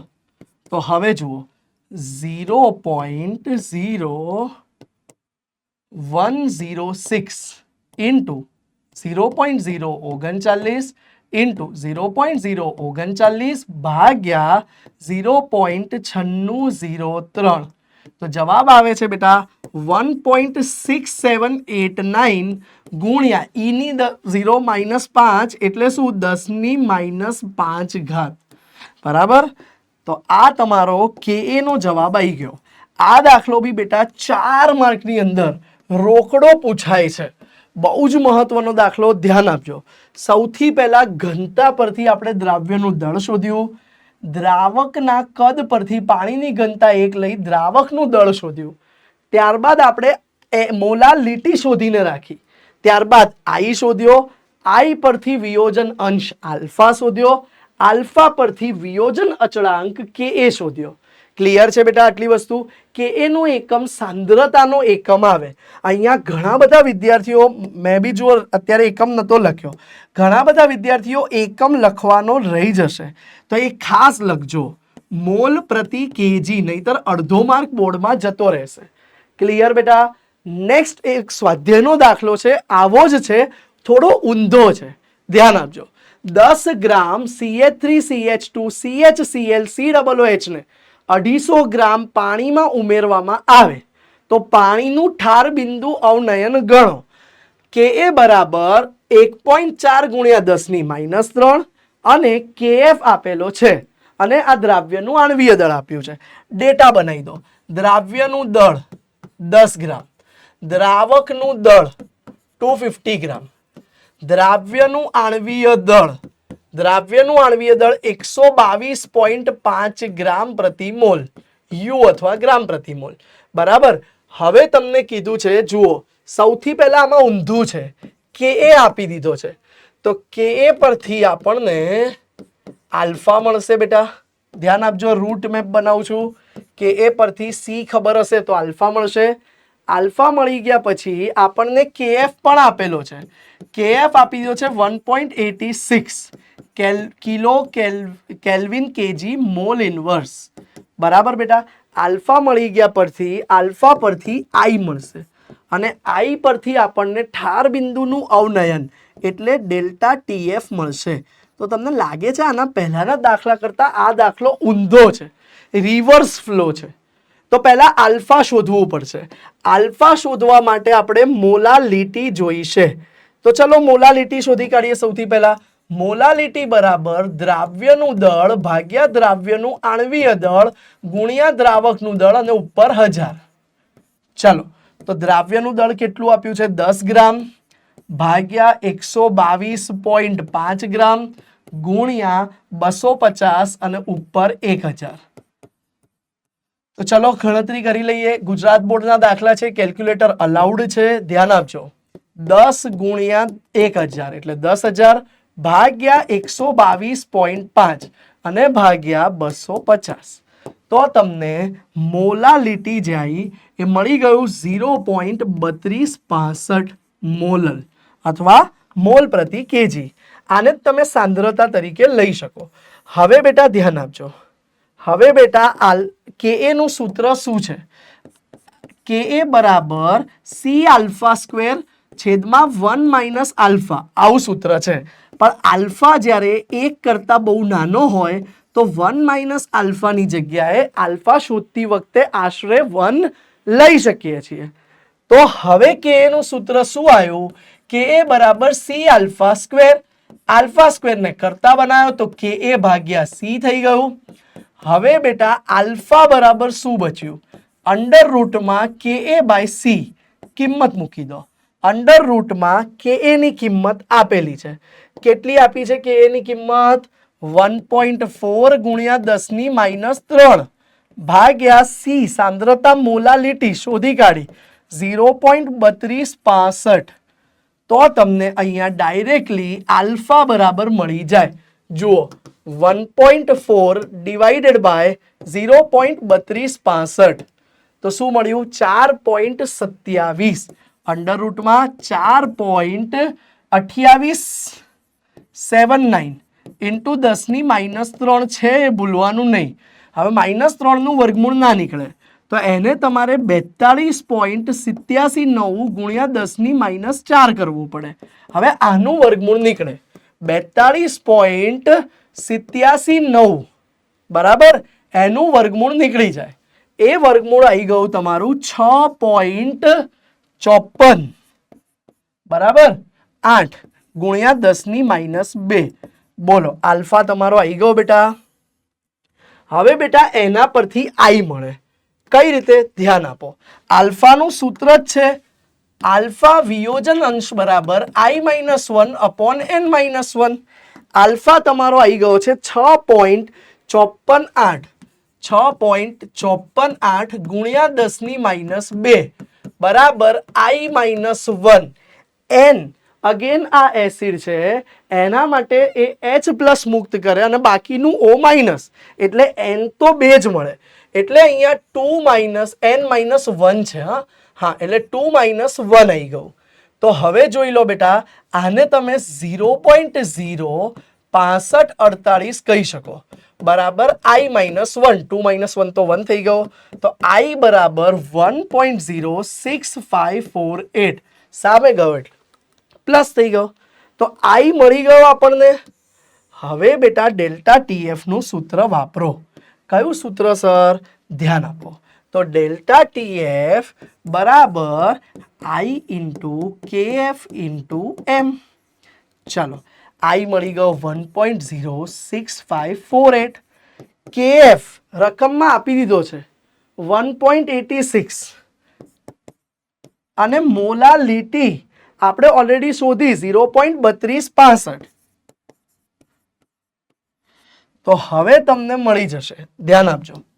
હવે તમને મળી જાય ડેલ્ટા ટીએફ 1.06548 ગુણ્યા 1.86 ગુણ્યા 0.3265 તો તમને મળી ગયું બેટા 0.647. 0.647 આશરે 0.65 કેલ્વિન. અને આ તમારો 4 માર્કનો ચકાચક એનસીઆરટી નો દાખલો છે. આવડી જાય બેટા. તો બેટા એકમ ખાસ લખવો, નહીતર અડધો માર્ક કપાઈ જાય છે. એટલે ગુજરાત બોર્ડની એક્ઝામમાં આવી નાની નાની વસ્તુનું ખાસ ધ્યાન રાખવું. બીજી ઇમ્પોર્ટન્ટ વસ્તુ ફરી એકવાર રિપીટ કરું, આ સેશન માત્ર 90 મિનિટની આસપાસનો છે. એટલે એમાં બધું કવર ના થાય, છતાં આપણે જે અઘરામાં અઘરો ટોપિક, જે અઘરા દાખલા લાગતા હતા તમને, એ કવર કરાવી દીધા. બરાબર છે. તો આશા રાખીએ છીએ કે તમારો આ 90 મિનિટનો સેશન એકલવ્ય 2.0 નો કેમેસ્ટ્રીનો પહેલો દ્રાવણો વાળો બહુ સરસ રહ્યો હશે. આ સિવાય 4 માર્કના સ્વાધ્યાયના દાખલા ઘણા બધા છે, લાંબા લાંબા, એ આ ચેપ્ટરમાંથી ખાસ કરવા જોઈએ, જે ગુજરાત બોર્ડ માટે અગત્યના છે. બરાબર. તો આવા જ મજેદાર લેક્ચર જોવા માટે જોડાતા રહો પીડબ્લ્યુ ગુજરાતી સાથે. મળીએ નેક્સ્ટ સેશનમાં. આવજો. આભાર.